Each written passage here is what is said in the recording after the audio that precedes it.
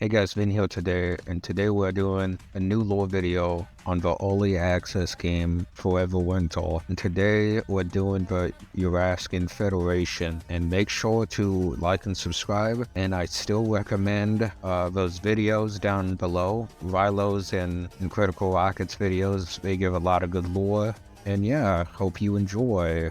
We don't know much about the Euruska Federation, but we do know is that they're a major ally to Eurasia. They are formerly made up of Slavic in some parts of Africa. We don't know if just actual parts or just countries. They kind of went a whole different route in the science tree compared to Eurasians. They kind of focus on bioengineering and biotechnology. I would say they kind of mastered bioengineering using human DNA and other things. They kind of have like a artsy kind of vibe to it. They kind of love making art pieces with organic materials. It's kind of gruesome. It's gruesome as hell. So the main goal for Euruskans is to handle the Eurasian flanks in combat. They play more of a supportive role in the Eurasian invasion. They cover the flanks. They cover the sides. They're stationed on the outskirts. They also do night shift. And I don't know if it's because they're good at it or they're just randomly picked. It'd be cool if they had some high-tech night vision gear they use on the missions. Not much is known at the moment about Euruska, but you can take a lot of unique quests from the Euruskan High Commission. You get it from, I don't know how to say that, but his name roughly translates to owner or overlord or something like that. I think it's owner in Russian. So analyzing the logo, there's not really much we know about it, like what it means. But from what we can see of it, it kind of looks like the old Imperial Russian flag with like the classic looking yellow and black.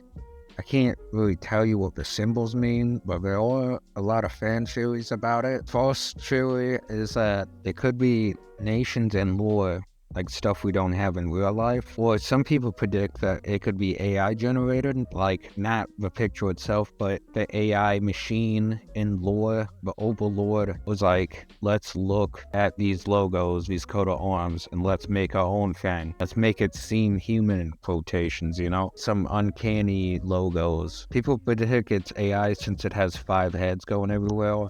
But as a friend suggested, it could just mean it's a big ol' empire and it's going all directions, not just east and west like the original one. Also to point out, there's a Saturn logo on it. Maybe they had some space industry before the war or before stuff happened.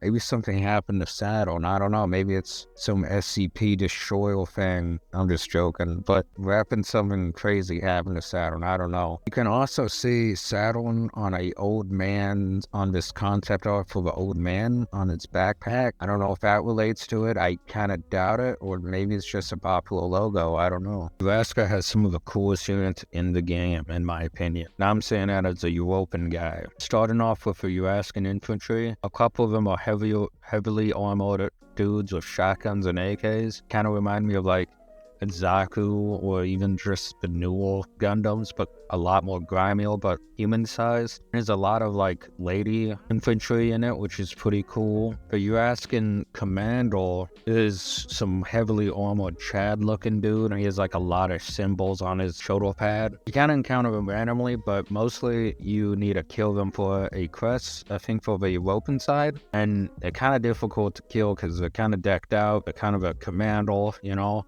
They're also kind of situated around a Toothy sometimes. And a Toothy is probably the craziest, kind of uniquest kind of mech I've ever seen in media. A Toothy is a huge mech for the Euruskans, but it plays like a combat medic role. It has like body bags strapped to it. Basically, it walks around, grabs injured soldiers, stuff them in the bag as life support, keep them alive and try to save them. But there's some other cases of Toofies going rogue and just killing everyone, even Euruskans, taking their juices, their human body organics, and just fueling their machine just to survive. It's kind of dark, but it's kind of cool. You got the Euruskan riders. They're like lightweight armed guys who are riding the freaking dope looking bug drones. It's not implemented yet, but it seemed like a cool idea. You got a Orgab mech, organ mech. These guys are super tanky. They're like Eurasian Bravo, but back in, they're kind of creepy. Me and my friend ran into one, and I pinged it, and all it said was hostile. Creepy as hell. It just slowly poached us. I think that's the guy you say you're not, like the on Steam. I'm not sure. I don't know what that is. Another interesting one is the gravel. He's hunter killer for the Askins. They are horrifying. Every time I ran into one, I freaking exploded. It was terrifying. They act as sentient attack dogs, but other gravels are known for going rogue and stuff. They just kind of everybody, kind of like the Toothy, but it's like a robotic cat that kind of reminds me of Wolfenstein, one of those dogs. Go rogue, and they have recently some lore came out about them, which is pretty interesting.